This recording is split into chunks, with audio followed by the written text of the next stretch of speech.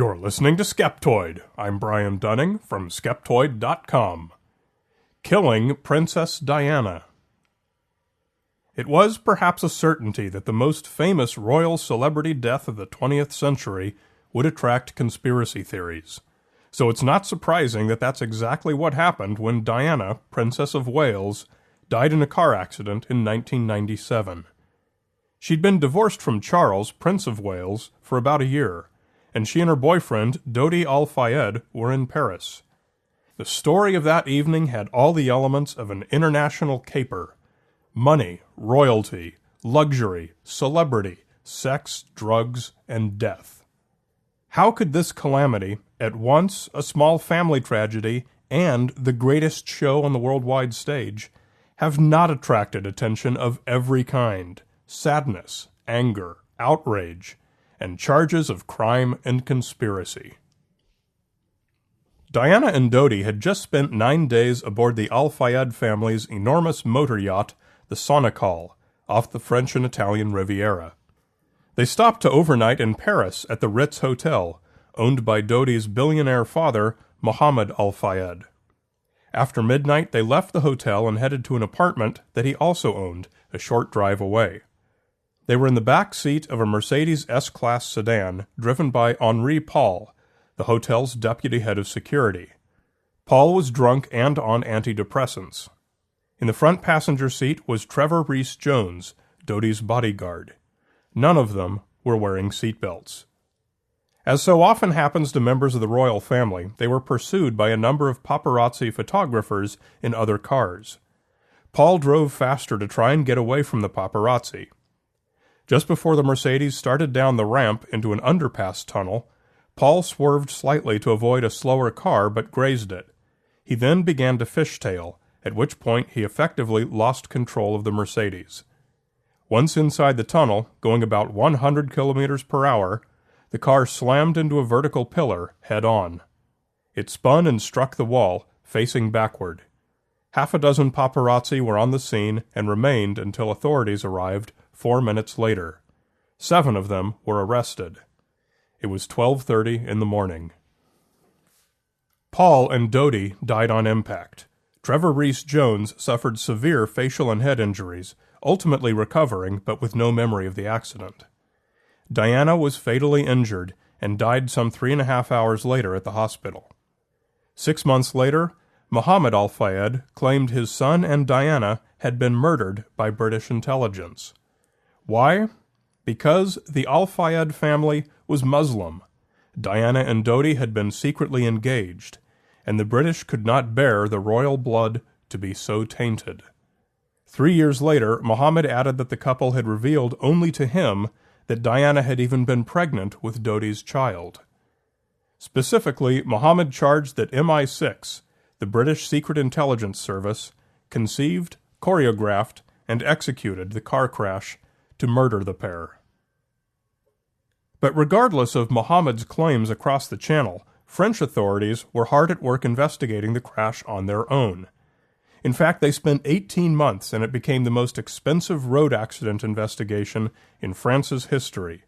200 witnesses were interviewed, and 6,000 pages of evidence were collected. Finally, in September of 1999, French magistrates issued a one-page summary of their findings. They determined the crash was caused primarily by Henri Paul's drunken state combined with excessive speed, and that Dodi and Diana would have survived if they'd been wearing their seatbelts. The magistrates strongly criticized the paparazzi's behavior, but did not find that they'd broken any laws and recommended that no action be taken against them.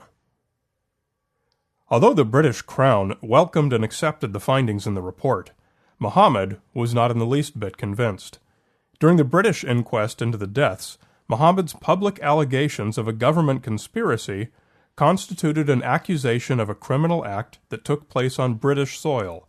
Therefore, it was necessary for the police to open an investigation. And just as the JFK conspiracy has the Warren Commission report, and the 9/11 attacks had the 9/11 Commission report, Mohammed's accusations also resulted in a full-blown official government report looking into the claims of conspiracy. It was called Operation Paget. The Paget report, prepared by the Metropolitan Police, is 832 pages long and was made available to the public online.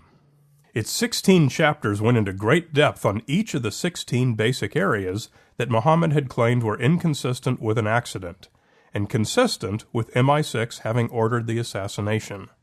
Upon its completion, the report was delivered to the inquest. The jury determined that Diana's death was the result of an unlawful killing by Henri Paul, due to his intoxicated state. It blamed grossly negligent driving of the following vehicles and of the Mercedes. That determination was not made lightly. Every one of Muhammad's conspiracy claims, totaling some 175 in number, had to be investigated and its findings presented to the jury. One by one, every single claim, without exception, was found to be without any supporting evidence. We'll take a brief look at just a few of the best known, and keep in mind this is not remotely comprehensive. Why didn't any security cameras record what happened in the tunnel? There were indeed security cameras along the route taken by the Mercedes, but they were privately owned and mainly aimed at the entrances of buildings. None showed the Mercedes or would be expected to have shown it. There was indeed one camera pointing at the road above the entrance to the tunnel in which the accident happened, but it was a live traffic monitoring camera only, not a security camera, and had never been connected to any recording device.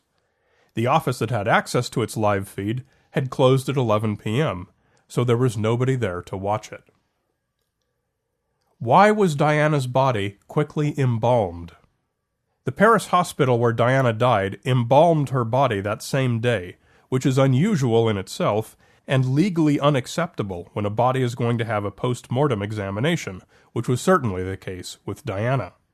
Muhammad claimed that this was done in order to make it impossible to prove that she was pregnant with Dodi's child, thus brushing away one more footprint that might have revealed the conspiracy. Her embalming was, as it turned out, a misstep by the hospital. It was ordered by the local police, who knew that French President Jacques Chirac would be viewing the body, along with Charles and Diana's sisters. It was a case where an event might be seen as being consistent with a conspiracy, but also more mundane facts provide a valid explanation without the need to introduce a conspiracy. Why weren't Diana's security forces there to protect her? Clearly, there was no British Secret Service keeping the paparazzi away from her. Must we not conclude that they were kept away deliberately by orders from above to facilitate the assassination? No, Diana did not have security forces. She was entitled to them, but once she divorced from Charles, they were at her option. She had dismissed them a couple of years before, and only had government protection when she was with her sons, who, as heirs to the throne, are required to have it. Diana preferred to use only personal, private security. On this yacht vacation and Paris stopover, the only security she wanted around were the men provided by the al-Fayed family, who on this particular night were Henri Paul and Trevor Rees-Jones. What about the white Fiat Uno? Forensic examination of the wrecked Mercedes proved that at some point it had grazed another vehicle, which left some of its paint. Analysis of the paint proved that it was a commercial paint called Bianco Corfu 224, possibly 210, which was used on Fiat Uno automobiles manufactured from 1983 to 1987. This was consistent with a car that was remembered by some of the pursuing paparazzi. Despite a massive dragnet by French authorities that tracked down and examined some 2,000 white Fiat Unos, no suspect car was ever found. Every few years, something has come out in the news with some new claim about some Fiat Uno, but none has ever panned out. It hardly matters. If MI6 was going to murder Diana, planning to have a Fiat Uno lightly tap her heavy Mercedes S-Class on the road was hardly the most reliable way to guarantee the job would be done.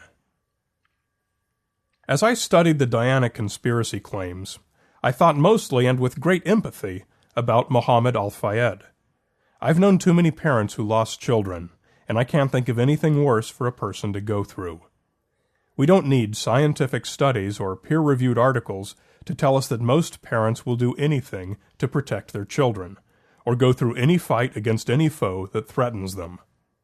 All too often, there is no tangible foe, no fight that can be fought.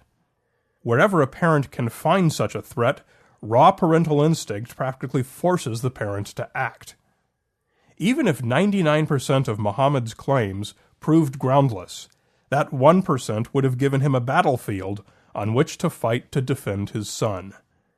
In short, the only craziness behind the Diana conspiracy claims is that which consumes every loving parent. Seconds after the crash, when the first of the paparazzi arrived on the scene, they found steam and boiling water splattering out of the freshly wrecked Mercedes. The pillar had driven a gash that divided the front half of the car in two, all the way to where the windshield had been. 24-year-old photographer Romuald Rott ran over and saw no movement from the bodies inside. While the others called emergency services, Rott opened the right rear passenger door where Diana had been sitting. That one door was somehow almost completely undamaged. She was jammed on the floor behind the front passenger seat, facing up, and was conscious. Rott, who had first aid training, took her pulse and told her to keep calm, that help was on the way. Diana said, "Oh my God, oh my God."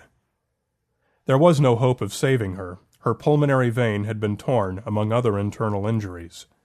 Rott and the 6 other paparazzi on the scene were arrested and taken away, and Diana went into cardiac arrest.